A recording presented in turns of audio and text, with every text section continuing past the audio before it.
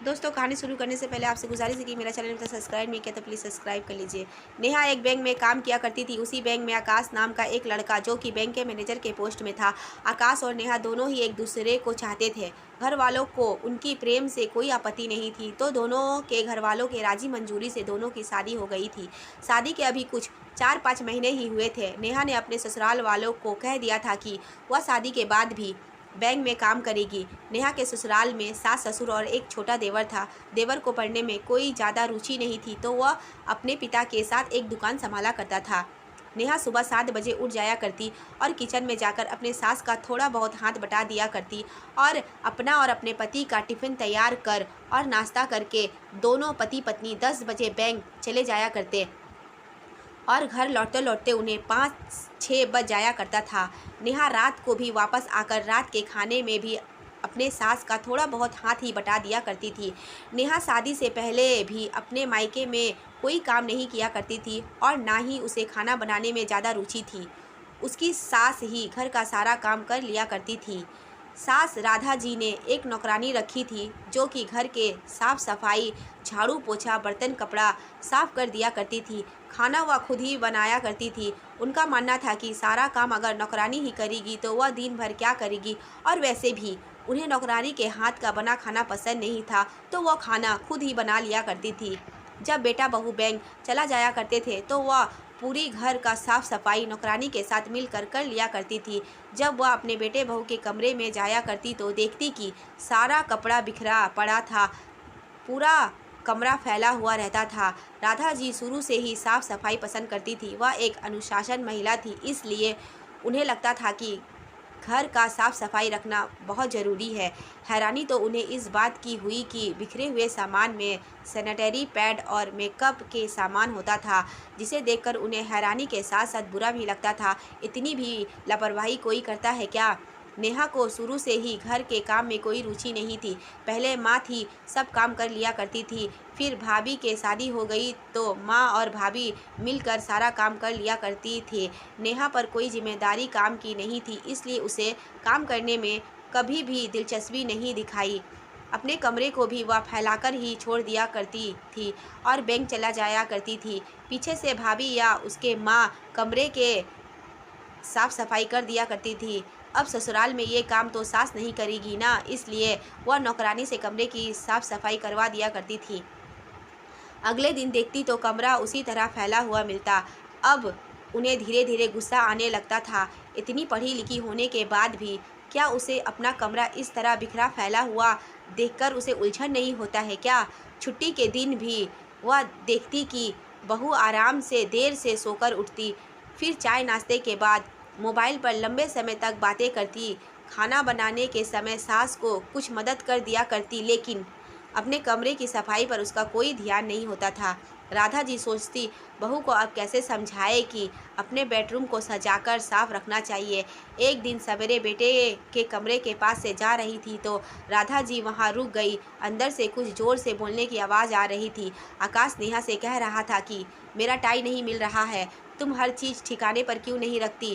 कहीं भी कुछ भी सामान रख दिया करती हो और फिर वह समय पर नहीं मिलता है। थोड़ा सामान को सही जगह पर क्यों नहीं रखती तुम? तभी नेहा, मुझसे जितना होता है मैं उतना तो करती ही हूँ। आप भी तो अपना सामान को सही जगह पर नहीं रखते, कहीं भी कुछ भी सामान रख दिया करते हैं इधर उधर और फिर मुझ पर सारा दोष लगा दिया करते हैं। मेरे अकेले का दोष नहीं है। अभी आप दूसरी टाई बांध लीजिए, कल मैं आराम से ढूंढ दूंगी। नाश्ता करने के बाद टिफ़िन लेकर दोनों बैंक चले गए।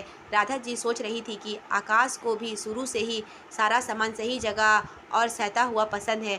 उसे भी बिखरा हुआ घर अच्छा नहीं लगता है, लेकिन पत्नी को शायद बुरा न लग जाए इसलिए चुप रहता है, इसलिए वह भी लापरवाह होता जा रहा है। मुश्किल से एक ही हफ्ता हुए थे कि राधा जी को फिर से बेटे बहू के कमरे से बोलने की आवाज़ आ रही थी। आकाश कह रहा था कि नेहा, बाथरूम में कैसी दुर्गंध आ रही है, क्या तुम्हें नहीं लगी?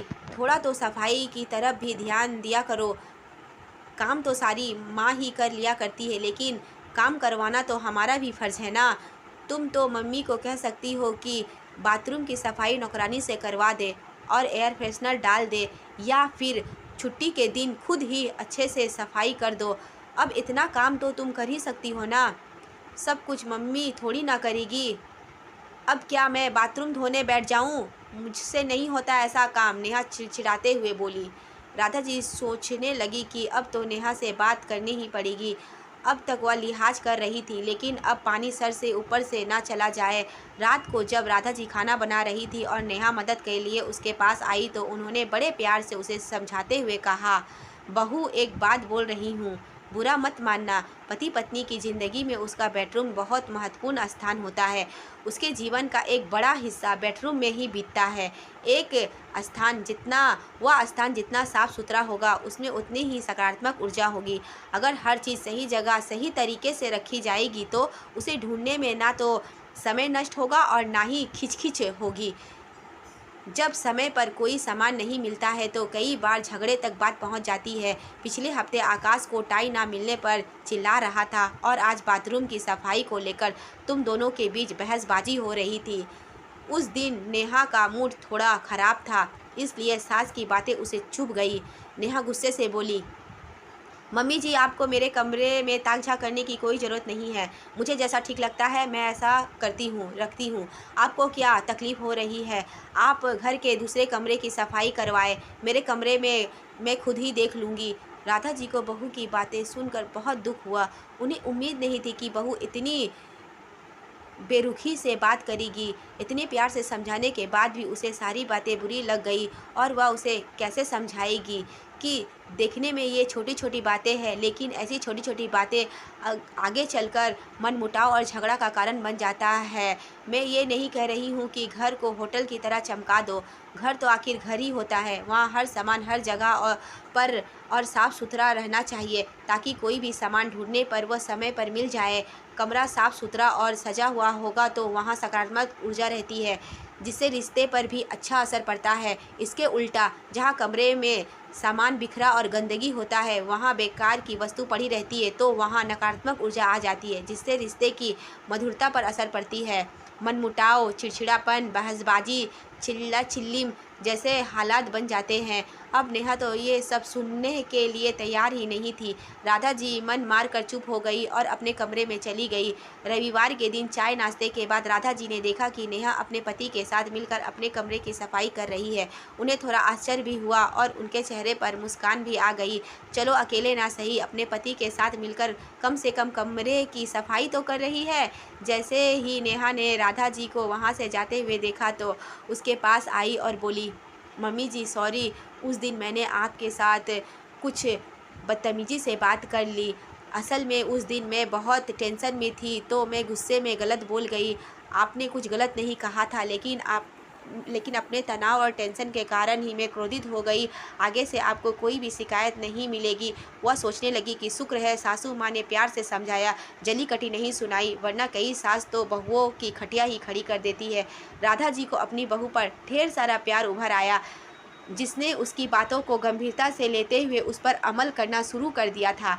अपनी गलतियाँ स्वीकार करके समझदारी दिखाते हुए रिश्ते को मधुर बनाए रखा।